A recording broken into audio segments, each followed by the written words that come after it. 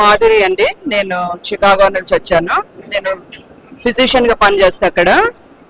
ఆ, ఈ ఊరితో నాకు చాలా మంచి సంబంధ బాంధవ్యాలు ఉన్నాయి.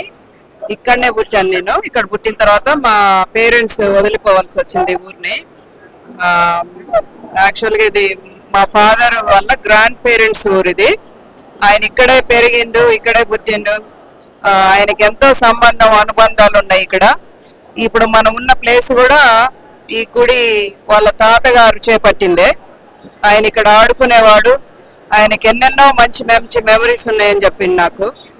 సో మా ఫాదర్ ఆయన ఎక్స్ప్రెస్ చేసిండు ఐడియాని. ఏమనంటే, నాకు ఇట్లా అనిపిస్తుంది, ఊరికి ఏదైనా చేయాలనిపిస్తుంది, ముఖ్యంగా గుడి అది మంచి ఇలా శిథిలావస్థలో ఉంది కదా, ఏదో ఒకటి చేయాలి.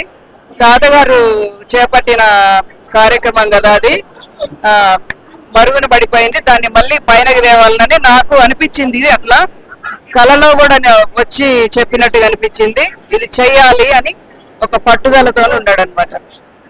ఉన్నప్పుడు అదే టైంలో అరవింద్ గారికి చెప్తే ఆయన కూడా మా ఊర్లో కూడా మేము అందరం ఇదే అనుకుంటున్నాం, కానీ చాలా రోజుల నుంచి ఈ పని చేయలేకపోతున్నాము. కానీ ఇప్పుడు అవకాశం దొరికింది.